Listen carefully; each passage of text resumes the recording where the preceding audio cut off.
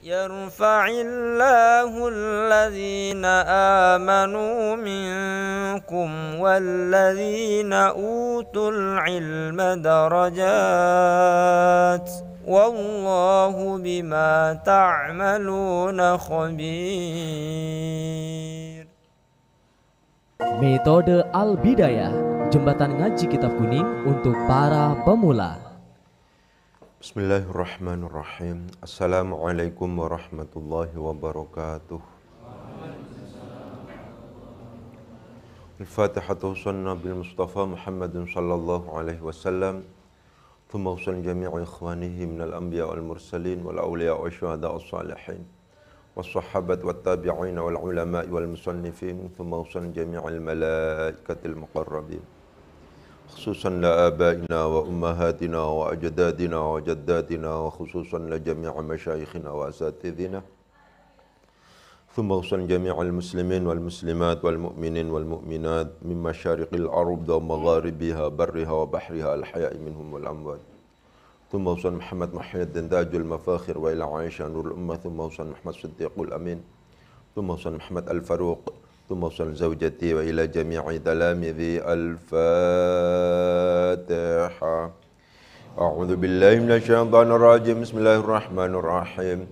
الحمد لله رب العالمين الرحمن الرحيم مالك يوم الدين. إياك نعبد وإياك نستعين. اهدنا الصراط المستقيم صراط الذين أنعمت عليهم غير المغضوب عليهم ولا الضالين. رب العالمين. Untuk para pihak yang ikut membantu, memfasilitasi dan membangun pondok niki. Al-Fatihah. A'udzu billahi minasyaitonir rajim. Bismillahirrahmanirrahim. Alhamdulillahi rabbil alamin arrahmanir rahim. Maliki yaumiddin. Iyyaka na'budu wa iyyaka nasta'in. Ihdinas siratal mustaqim. Siratal ladzina an'amta 'alaihim ghairil maghdubi 'alaihim waladdallin. Amin. Untuk pembangunan pondok niki supaya diparing kemudahan dan kelancaran oleh Allah Subhanahu wa taala. Al-Fatihah. A'udzu billahi minasyaitonir rajim. Bismillahirrahmanirrahim. Alhamdulillahi rabbil alamin arrahmanir rahim. Maliki yaumiddin. Iyyaka na'budu wa iyyaka nasta'in. Ihdinas siratal mustaqim. Siratal ladzina an'amta 'alaihim ghairil maghdubi 'alaihim waladdallin. Rabbil alamin. Untuk keluarga besar Al-Bidayah. Al-Fatihah. A'udzu billahi minasyaitonir rajim. Bismillahirrahmanirrahim. Alhamdulillahi rabbil alamin arrahmanir rahim. Maliki yaumiddin. Iyyaka na'budu wa iyyaka nasta'in. Ihdinas siratal mustaqim. Siratal ladzina an'amta 'alaihim ghairil maghdubi 'alaihim waladdallin. Rabbil alamin. Untuk virus corona. Al-Fatihah. A'udzu billahi minasyaitonir rajim. Bismillahirrahmanirrahim. Alhamdulillahi rabbil alamin arrahmanir rahim. Maliki yaumiddin. Iyyaka na'budu wa iyyaka nasta'in. Ihdinas siratal mustaqim. Siratal ladzina an'amta 'alaihim ghairil maghdubi 'alaihim waladdallin. Rabbil alamin. Untuk para ahli tafsir dan ahli nahwu. Al-Fatihah. A'udzu billahi minasyaitonir rajim. Bismillahirrahmanirrahim. Alhamdulillahi rabbil alamin arrahmanir rahim. Maliki yaumiddin. Iyyaka na'budu wa iyyaka nasta'in. Ihdinas siratal mustaqim. Siratal ladzina an'amta 'alaihim ghairil maghdubi 'alaihim waladdallin. Rabbil alamin. Kita sudah masuk pada kemarin, dzalikal kitabu la raiba fihi hudan lil muttaqin. Belum tuntas tapi ya. Seperti yang sering saya tegaskan, saya selalu ingatkan bahwa tahapan berpikir dalam konteks analisis teks itu harus sistematis. Pertama harus berangkat dari berpikir tentang kalimah atau kata, dilanjutkan berpikir tentang i'rab, dan kemudian langsung masuk pada berpikir tentang jumlah. Itu terus harus dilakukan. Ya. Kemarin kita sudah masuk pada la raiba fihi, masih belum tuntas. Jadi begini, Harus kata per kata begini. Ya. Kemarin sudah kita putuskan bahwa lam yang ada pada la raiba fihi termasuk dalam kategori la allati linafyil jinsi.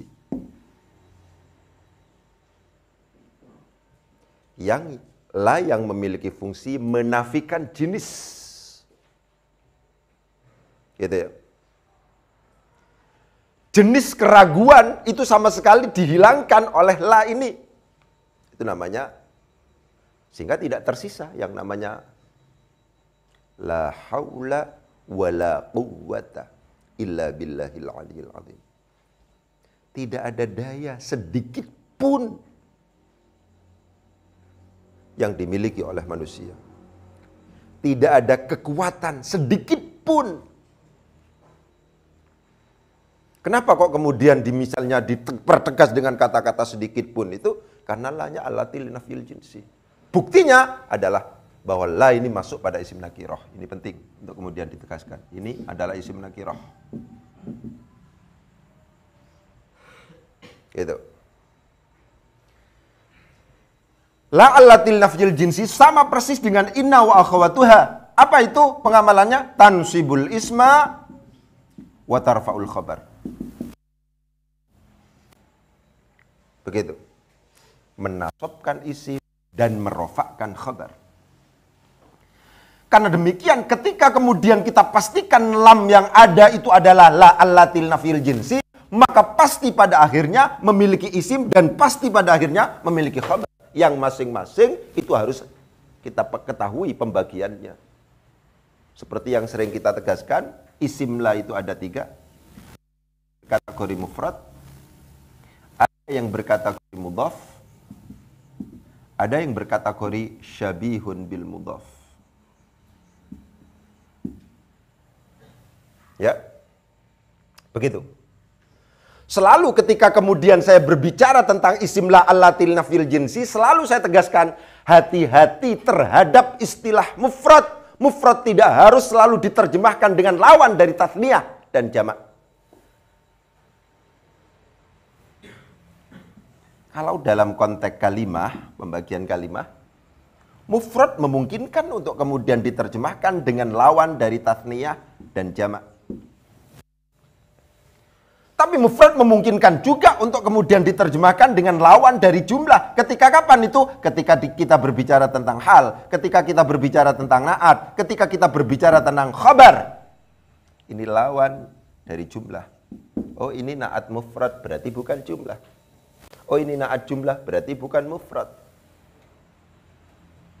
Hati-hati terhadap istilah mufrad yang kita baca dalam istilah ilmu nahwu, karena mufrad tidak hanya sekedar harus diterjemahkan dengan tathniyah dan jamak, memungkinkan untuk kemudian dilawankan dengan jumlah, memungkinkan juga dilawankan dengan mudhaf dan syabihun bil mudhaf.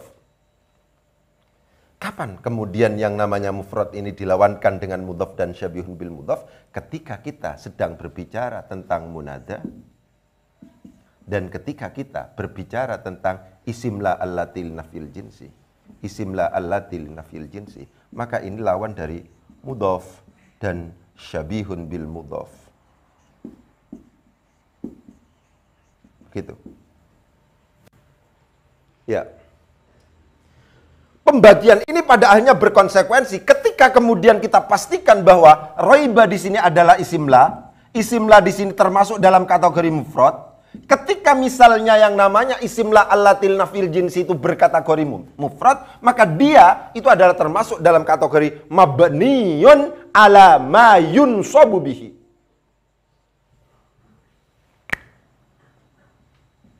Mabniyun ala ma yunsabu bihi. Perhatikan. Ketika kemudian ini berkategori mudhaf atau syabihun bil mudhaf, maka di sini masuk dalam kategori mu'rab. Diperhatikan, saya ingin masuk dalam kategori mabni dan mu'rab ini. Kenapa kok kemudian ketika kemudian yang namanya isim la itu berkategori mufrad disebut sebagai mabni, kok tidak langsung saja disebut mansubun misalnya? Kok tidak ini? Istilah yang dipakai para ulama itu adalah mabniyun ala ma yunsabu bihi. Ya, dimabnikan sesuai dengan tanda nasabnya. Kenapa kok kemudian ini yang dipakai? Karena di dalam la raiba ini terdapat keanehan yang tidak bisa dirasionalisasikan berdasarkan logika normal. Apa keanehannya di sini di dalam la raiba ini? Keanehannya adalah kenapa raiba ini kok kemudian tidak ditanwin di sini? Kok tidak ada tanwin di sini? Perhatikan, la raiba bukan la raiban. Sebuah kalimat isim itu tidak ditanwin, alasannya ada. Kenapa? Karena dia ada alnya plus al, karena dia dimudhafkan, karena dia berupa isim ghairu munsharif. Raiba ini nggak ada alnya. Raiba ini tidak dimudhafkan. Ini tidak dimudhafkan. Raiba juga bukan berupa isim ghairu munsharif. Sehingga ketika misalnya lafadz raiba itu tidak menjadi isim la allatil nafil jinsi, maka dia tidak ditanwin. Qul in kuntum fi raibim mimma nazzalna. Qul in kuntum fi raibim mimma nazzalna ala abdina. Fi raibin. Tanwin di sini. Karena memang raibun itu nggak ada alnya, tidak dimudhafkan, bukan berupa isim ghairu munsharif, sehingga berkonsekuensi dia adalah harus ditanwin. Tapi ketika menjadi isim la allatin nafil jinsi, bacaan yang sudah kita hafal adalah la raiba fihi, tidak ada keraguan fihi di dalamnya. Berarti dengan menggunakan logika normal ini sulit dicerna. Kenapa kok tidak ditanwin? Itu sulit dicerna ini.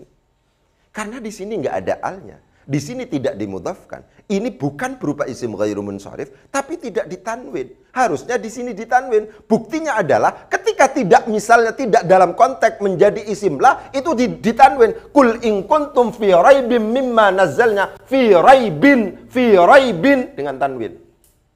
Tapi di sini tidak ditanwin. Salah satu alasan kenapa kok kemudian sebuah kalimat isim itu tidak ditanwin adalah mabni. Nggak ada isim yang isim mabni itu yang ditanwin itu udah ada. Isim mabni ditanwin itu udah ada. Begitu. Karena demikian akhirnya masuk akal. Ini tidak hanya sekedar sebagai mansubun, tapi mabniun ala ma yunsabu bihi. Inilah alasan kenapa kok kemudian tidak ditanwin di sini. Mabniun ala ma yunsabu bihi, dimabnikan sesuai dengan tanda nasabnya, sehingga menjadi masuk akal kalau seandainya di sini tidak ditanwin. Ya. Mabniun ala ma yunsabu bihi, kalau seandainya dicoba dicari nalar berpikirnya seperti itu. Ini ada yang aneh ini. Ya kan? Kenapa kok aneh? Karena di sini tidak ditanwin. Karena demikian pembagian isim la itu yang berkategori mudhaf dan berkategori syabiun bil mudhaf disebut sebagai mu'rab, tidak disebut sebagai mabni. Karena apa? Di sini tidak ada yang aneh. La taliba ilmin. Menjadi masuk akal kalau seandainya taliba ini memang tidak ditanwin. Kenapa? Karena posisinya di sini sebagai mudhaf. La taliban ilman, mu'rab juga ditanwin di sini. Syabihun bil mudhaf. Ada ketidaksesuaian dengan logika normal. Kenapa kok kemudian ada konsep mabniun ala ma yunsabu bihi, dimabnikan sesuai dengan tanda nasabnya? Karena raiba di situ ada yang aneh. Kenapa? Karena di situ tidak ditanwin. Padahal tidak ada alasan untuk kemudian tidak ditanwin. Alasan tidak ditanwin itu karena ada alnya dimudhafkan dan menjadi isim ghairu munsharif. Raiba bukan isim ghairu munsharif, tidak ada alnya dan juga tidak dimudhafkan. Alasan mabniun ala ma yunsabu bihi ditawarkan oleh para ulama untuk tetap menjadikan la raiba fihi itu masuk akal, itu rasional, itu bisa diterima dalam logika.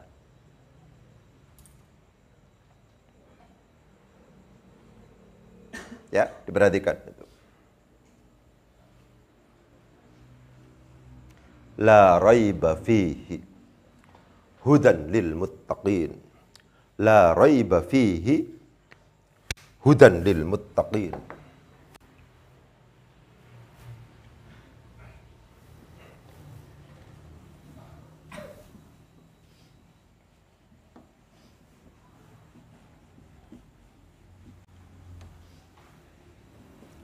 Kalau seandainya kita sedang belajar ilmu tajwid, kalau seandainya kita buka mushaf Al-Quran yang resmi, yang formal. Ini ada kode begini. Klek, klek, klek. Mu'anaqah, ya.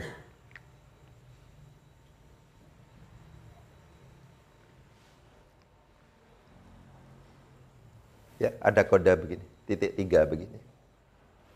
Itu berarti para qurra, pembaca-pembaca Al-Quran itu, ada yang membaca alif lam mim dzalikal kitabul la raib fihi hudan lil muttaqin. Ada yang langsung la raiba fihi, memungkinkan diwakafkan pada raib, memungkinkan diwakafkan kepada fihi, memungkinkan berhenti sampai la raiba, memungkinkan berhenti sampai fihi.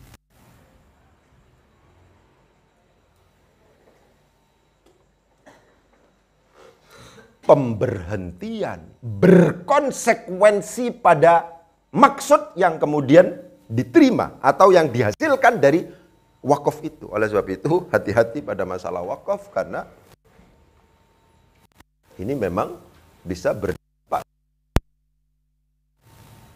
Sama-sama diakui oleh para ulama, memungkinkan kemudian dzalikal kitabul la raib fihi hudan lil muttaqin. Selanjutnya,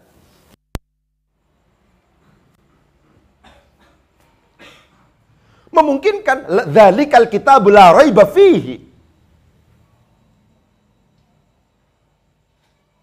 Ya. Dzalikal kitabul la raib fihi hudan lil muttaqin. Dzalikal kitabul la raiba fihi hudan lil muttaqin. Apa yang paling serius dalam konteks ini? Kalau seandainya kita berhentinya pada la raiba, itu hanya sekedar menjelaskan tentang Alkitab, eksistensi Alkitab. Bahwa Alkitab itu, bahwa Al-Quran itu datang dari Allah, tidak ada sama sekali keraguan. Bahwa ini adalah kitab yang datang dari Allah, itu sama sekali tidak ada keraguan. Itu ketika berhenti pada la raiba fihi. Fihi dijadikan sebagai khabar muqaddam, hudan dijadikan sebagai mubtada' muakhar. Kalau seandainya la raib. Ini ngantuk ini. Abidin Sudut Raub itu. Mana eman ini enggak ada. Ayo ngantuk tur anu. Itu. Ayo Raub. Tuh, ketinggalan sampean dengan caranya. Itu. Ya, itu diperhatikan. Yang ditegaskan itu adalah eksistensi kitab. Eksistensi Al-Quran. Itu yang dijelaskan. Ketika kemudian berhenti pada dzalikal kitabul la raib fihi hudan lil muttaqin. Bahwa itu adalah Al-Quran, sama sekali itu adalah firman Allah yang sama sekali yang itu turun atau itu adalah firman Allah, sama sekali tidak ada keraguan. Bukan berbicara tentang konten isi Al-Quran. Perhatikan. tidak berbicara tentang konten isi Al-Quran. Penegasan bahwa Al-Quran itu memang benar-benar merupakan kitabullah yang datang dari Allah. Itu ketika berhentinya pada la raiba. Fihi ikut tetap ing dalam kitab hudan utawi petunjuk lil muttaqina kadue piro-piro wong bertakwa.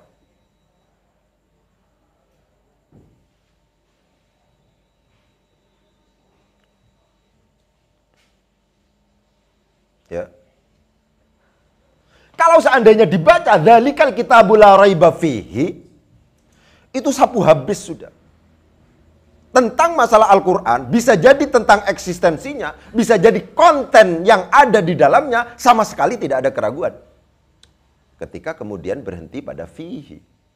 La raiba fihi. Bantu. Ya, petanya diperhatikan. Petanya diperhatikan. Gitu. La raiba di situ sedang menjelaskan Alkitab, berarti tentang eksistensi Alkitab, yang itu adalah merupakan firman Allah. Sudah itu yang dijelaskan dimensinya itu. Tidak ada keraguan bahwa Al-Quran itu dari Allah. Di dalamnya ada hidayah. Di dalamnya ada petunjuk untuk orang-orang yang bertakwa. Perasaan kita, penekanannya itu beda ketika kemudian antara dibaca dzalikal kitabul la raiba fihi dengan dzalikal kitabul la raiba fihi hudan, itu beda. Kesan yang muncul adalah kalau ini dijadikan sebagai khabar muqaddam, fihi hudan. Fihi adalah tetap di dalam Al-Quran hudan bermula petunjuk lil muttaqina bagi orang yang bertakwa.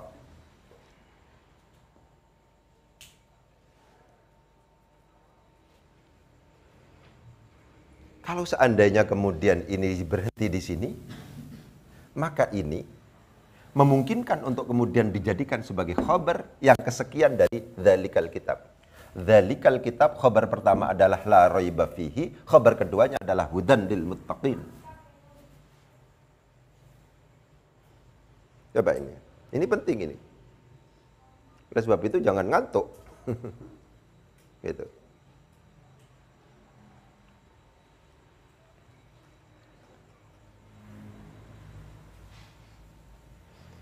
Kalau seandainya hudan ini dijadikan sebagai khabar yang kedua dari Alkitab, kitab secara total itu merupakan petunjuk bagi orang-orang yang bertakwa.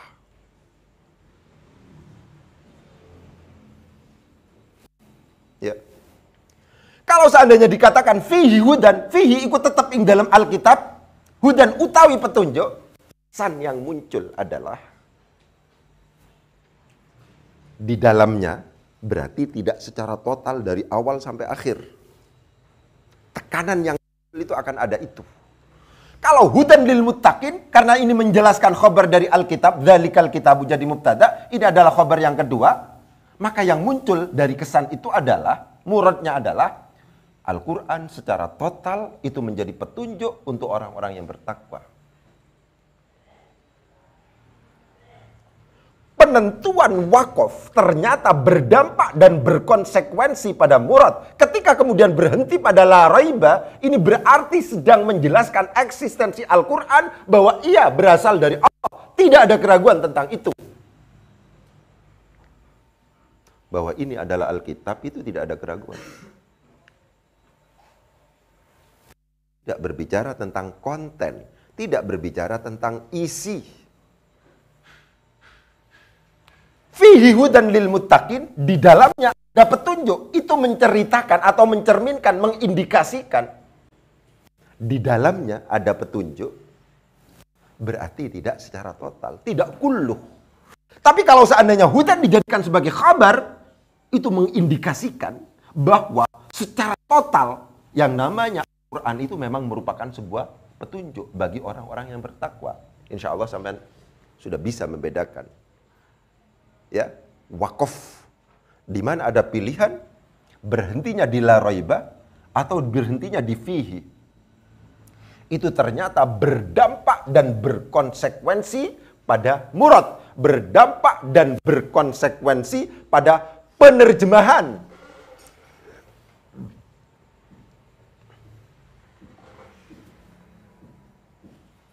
Ya, diperhatikan. Dzalikal kitabu la raiba fih, dzalikal kitabu la raib fihi hudan lil muttaqin. Fihi, kalau seandainya berhenti pada la raiba, fihi ikut tetap ing dalam Alkitab, hudan utawi petunjuk lil muttaqina kadue piro-piro wong kang bertakwa. Ada perbedaan murad yang cukup serius antara misalnya ketika kemudian kita berhenti pada la raiba dengan berhenti pada fihi. Kalau seandainya berhenti pada la raiba, fihi hudan, itu adalah jumlah ismiyah, fihi sebagai khabar muqaddam, hudan sebagai mubtada' muakhar. Ini begitu. Nih. Kalau seandainya berhenti pada fihi, itu hudan menjadi khabar yang kedua dari dzalika. Qiraah jumhur, pembacaan mayoritas qurra, mayoritas ulama, itu adalah berhenti pada fihi. Karena demikian, tentang Al-Quran, di dalam Al-Quran, sama sekali tidak ada keraguan. Ya, sama sekali tidak ada keraguan. Apakah itu dari konsep konteks eksistensinya, bisa jadi dari konteks kontennya atau isinya, itu sama sekali tidak ada keraguan. Itu perbedaan ketika kita berhenti pada dzalikal kitabul la raib, dzalikal kitabul la raiba fihi. Fihi hudan, itu beda. Kalau hudan itu langsung dijadikan sebagai khabar dari dzalika, itu totalitas Al-Quran, itu adalah menjadi petunjuk lil muttaqina, bagi orang-orang yang bertakwa.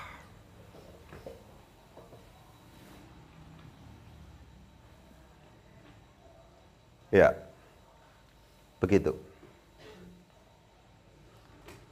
Sekarang kita menjelaskan tentang hudan. Kita berhentinya pada la raiba fihi. Tadi sudah ditegaskan, mana khabarnya? Ketika kemudian di sini dibaca la raiba, ini khabarnya pasti maujudun. Khabar itu, khabar la allatil nafil jinsi itu, kalau sudah diketahui, kalau sudah maklum, yang meskipun tidak disebutkan orang sudah paham, maka di situ kita istilahkan adalah wajaba hadhu, maka wajib untuk kemudian membuangnya. La raiba, orang-orang keraguan iku maujud. Tidak ada keraguan, adalah maujud.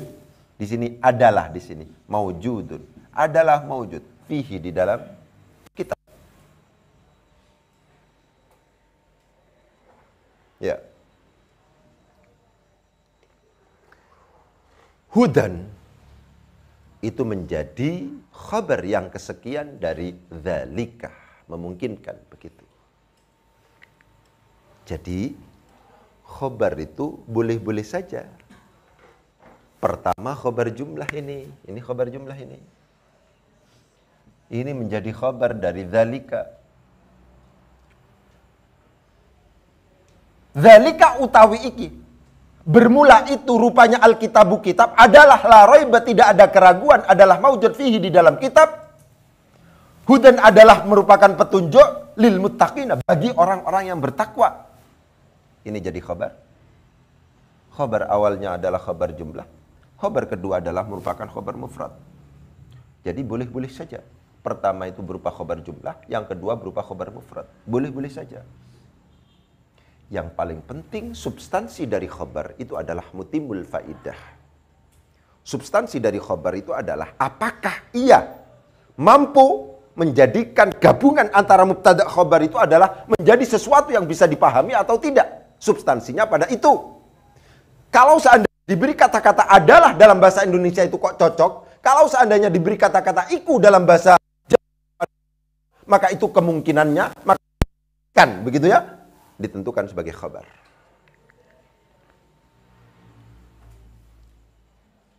La raiba fihi jadi khabar dari dzalika. Karena demikian, karena yang menjadi khabar itu adalah berupa khabar jumlah, maka dia termasuk dalam wilayah mahalli. Ya, itu semacam itu. Wilayah mahalli. Karena mahalli jangan ditanya kira-kira di situ tanda i'rabnya mana, karena pasti tidak akan kita temukan. Diperhatikan. Karena la raiba fihi itu adalah merupakan jumlah. Ya. Jumlahnya apa ya? Jelas otomatis jumlah ismiyah karena tidak terdiri dari fi'il dan fa'il.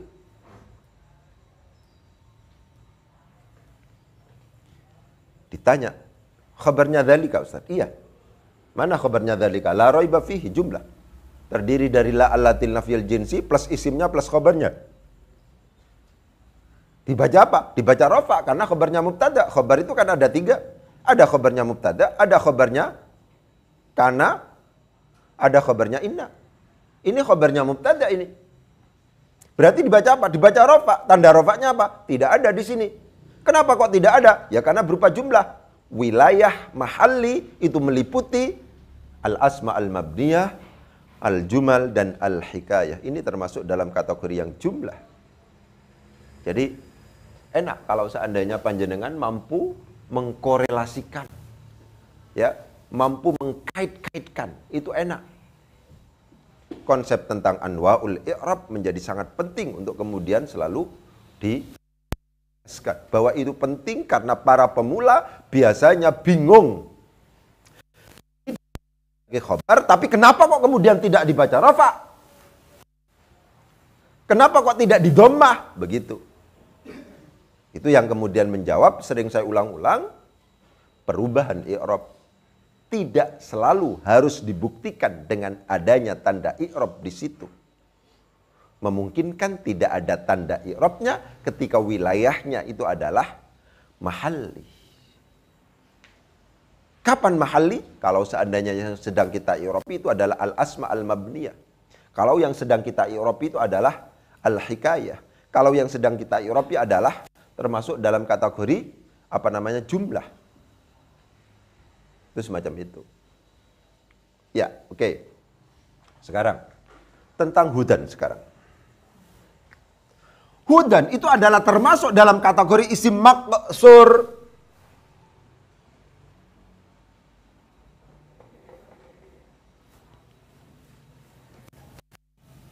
Hudan itu adalah isim maqsur. Ini. Hada yahdi hidayatan wa hudan. Itu adalah isim maqsur. Apa isim maqsur itu? Isim maqsur itu adalah isim yang diakhiri oleh alif lazimah. Ini alif lazimah namanya. Bahwa di sini yang tertulis bengkok ini adalah alif lazimah tergantung pada bagaimana harokat huruf yang terakhir sebelum akhirnya. Karena ini adalah fathah, fathah itu adalah gabungannya dengan alif, maka ini dihukumi alif.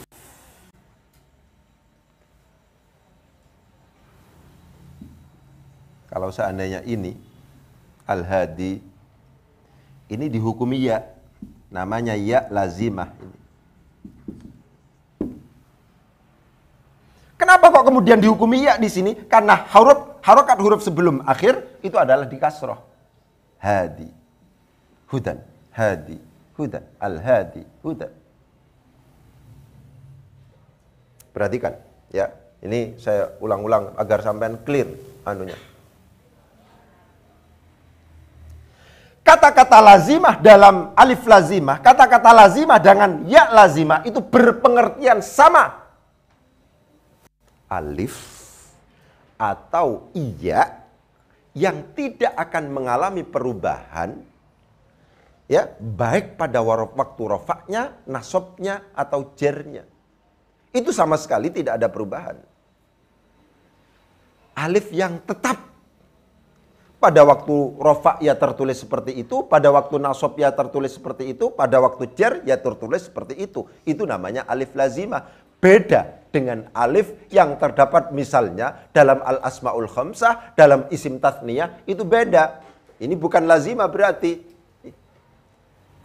Ini kalau ro'a itu abaka. pakai alif di sini. Ini pakai alif.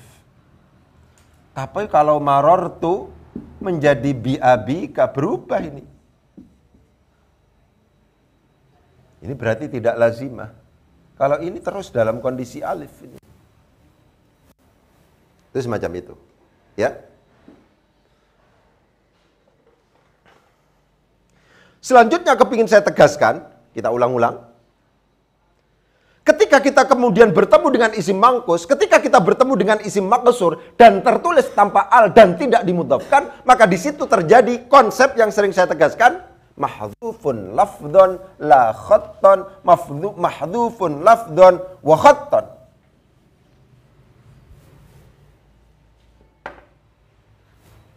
Ya. Kalau seandainya isim mangkus dan isim maksur itu tertulis tanpa al dan tidak dimudhafkan, ya seperti hudan misalnya, harus diakui kalau ini adalah alif, fungsi alif itu adalah untuk mat, untuk memanjangkan, harusnya al-huda. Alif 2 harokat.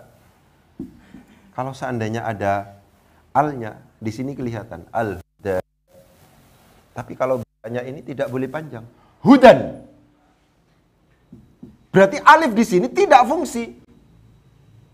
Secara tulisan ada, tapi tidak difungsikan. Secara tulisan di sini tetap ada alif, tapi tidak difungsikan. Itulah yang kemudian disebut sebagai mahdhufun, dibuang. Lafdhon secara pelafatan dianggap tidak ada alif. La khatton, tidak secara tulisan. Secara tulisan tetap ada, tapi tidak difungsikan sebagai mat. Oleh sebab itu bacaan sering tegas sekali kita ucapkan hudan lil muttaqin. Hudan lil muttaqin. Itu berarti alif ini tidak fungsi. Karena kalau seandainya di sini difungsikan, maka ini akan panjang. Beda ketika misalnya ini diberi al-huda. Ada panjang di sini.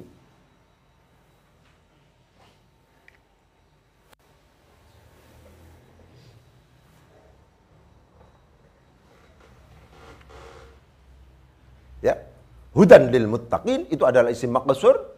Ketika kita bertemu dengan isim maqsur, ketika kita bertemu dengan isim mangkus dan tertulis tanpa al dan tidak dimudhafkan, maka di situ terjadi apa yang biasa kita sebut sebagai mahdhufun lafdhon la khatton dalam konteks isim maqsur, mahdhufun lafdhon wa khatton dalam konteks isim mangkus. Hilang sungguhan kalau isim mangkus itu. Ja'a qadin, hilang di sini, tidak begini, tidak. Hilang sungguhan. Ini yang kemudian disebut sebagai tanwin iwad. Diganti dengan tanwin kalau dalam konteks isim mangkus.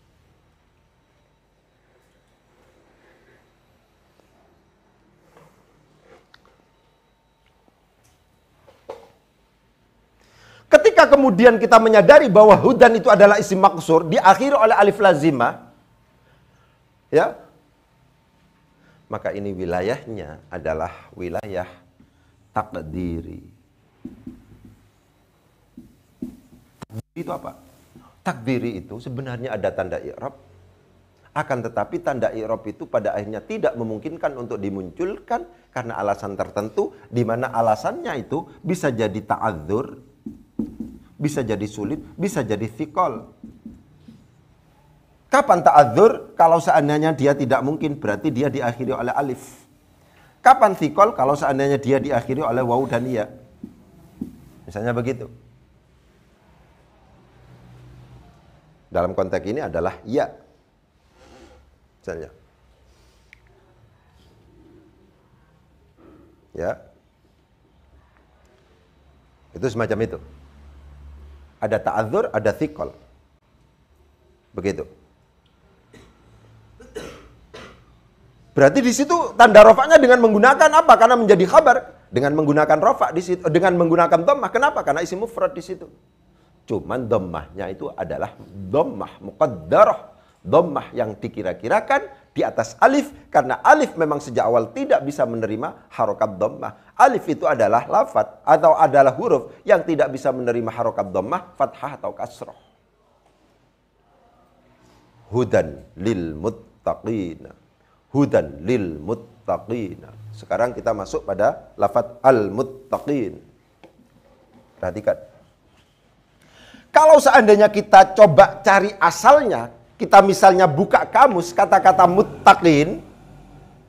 muttaqin, itu kalau coba cari kita kamus, ini carinya pada wawu, waqa, yaqi, wiqayatan. Orang yang bertakwa itu adalah orang yang menjaga agar tidak terjerumus pada hal-hal atau perbuatan-perbuatan yang diharamkan oleh Allah secara umum begitu. Waqa, yaqi, wiqayatan. Waqa, yaqi, wiqayatan.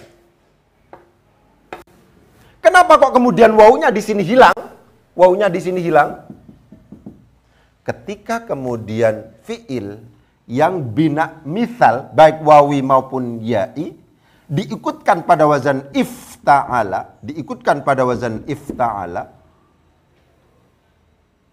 ya kan? Maka waw atau ya itu diganti dengan menggunakan ta dan kemudian diidghamkan. Asalnya waqa menjadi iwtaqa. Waqa diikutkan pada wazan ifta'ala. Waqa itu diikutkan pada wazan ifta'ala. Akhirnya menjadi iwtaqa. Begitu. Iwtaqa. Ifta'ala. Iwtaqa. Begitu. Waw yang ini kemudian diganti dengan ta. Menjadi ittaqa. Kemudian diidghamkan menjadi ittaqa. Bareng-bareng, Rek. Ittaqa yattaqi ittiqaan wa muttaqan fahuwa muttaqin wa dhaka muttaqan ittaqi la tattaqi muttaqan muttaqan. Jadi muttaqin itu asalnya dari waqa. Contoh yang lain. Misalnya kita menemukan wasala. Wasala. Diikutkan pada wazan ifta'ala akhirnya menjadi iwtasala. Iwtasala. Waw ini kemudian diganti dengan menggunakan ta menjadi ittasala. Kemudian diidghamkan, ini dimasukkan, huruf yang sejenis dimasukkan menjadi ittasala. Muttasil, muttasil itu dari wasala itu. Ya, itu dari wasala. Wasofa misalnya. Wasofa misalnya. Itu kalau seandainya diikutkan pada wazan ifta'ala akan menjadi iwtasofa. Iwtasofa. Wawnya diganti dengan menggunakan ta menjadi ittasofa. Ta ini diidghamkan menjadi ittasofa. Ayo bareng-bareng. Ittasola. Bareng-bareng. Wa muttasalan fahuwa muttasilun wa dhaka muttasalun ittasil la tattasil muttasalun muttasalun ittasofa. Ittasofa yattasifu ittisofan wa muttasofan fahuwa muttasifun wa dhaka muttasofun ittasif la tattasif muttasofun muttasofun. Jadi begitu. Asalnya itu adalah lil muttaqina, bagi orang-orang yang bertakwa itu asalnya adalah waqa yaqi wiqayatan. Waqa itu sendiri artinya menjaga. Jadi secara bahasa bisa ditegaskan bahwa orang yang bertakwa, orang yang muttaqin itu adalah orang yang mampu menjaga dirinya sehingga dia tidak terjerumus pada hal-hal yang diharamkan atau yang dilarang oleh Allah. Sederhananya begitu. Waqa yaqi wiqayatan. Gitu. Dzalikal kitabu la raiba fihi hudan lil muttaqin. Ya, diperhatikan. Orang banyak membaca Al-Qur'an. Ya, tapi tidak bisa memfungsikan Al-Qur'an sebagai petunjuk. Diperhatikan itu. Tidak bisa memfungsikan Al-Qur'an sebagai petunjuk. Karena apa? Karena yang bersangkutan memang tidak berusaha menjaga dirinya dari hal-hal yang diharamkan oleh Allah, sehingga tidak mampu menjadikan Al-Quran sebagai hudan. Perhatikan itu. Ya, Al-Quran hampir semuanya membaca. Tapi bahkan kita tahu misalnya orang ini pembaca Al-Quran, tapi maksiatnya banter juga. Ada juga begitu. Ya, orang yang mampu menjadikan Al-Quran sebagai petunjuk itu adalah orang-orang yang muttaqin. Penegasan ini pada akhirnya harus kita jadikan sebagai petunjuk agar kita hati-hati untuk mendapatkan hidayah dari Al-Quran. Maksudnya Al-Quran bisa kita jadikan sebagai pegangan, itu syaratnya kita harus mampu menjaga dari hal-hal yang diharamkan oleh Allah. Kalau seandainya sudah tahu bahwa itu adalah diharamkan, ya, jangan kita lakukan. Karena kalau seandainya kita lakukan, maka pada akhirnya kita akan jauh dari menjadikan Al-Quran sebagai petunjuk. Begitu. Jadi kita bisa ngomong cuman, tapi melakukannya tidak bisa. Begitu ya. Jadi itu analisis Alif Lam Mim dzalikal kitabu la raiba fihi hudan lil muttaqin. Mungkin itu yang bisa saya sampaikan dalam kesempatan pagi hari ini. Semoga bermanfaat. Ya. Bismillahirrahmanirrahim. Allahumma sakhir lanal kutuba kullaha. Allahumma sakhir lanal kutuba kullaha. Allahumma sakhir lanal kutuba kullaha. Assalamualaikum warahmatullahi wabarakatuh. Ayo silahkan dipelajari dengan teman.